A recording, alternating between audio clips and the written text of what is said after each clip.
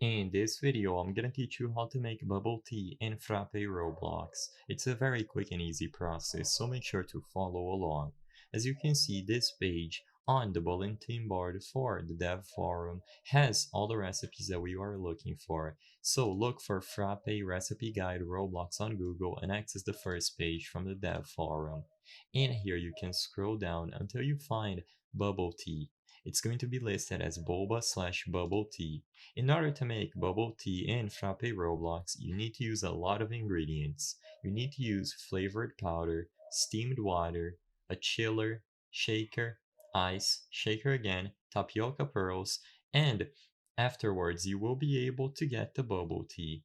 In this page, you also have a lot of options that you can choose from, and the boba tea will always be listed here. So if you need it for future reference, come to this page and read the text listed here.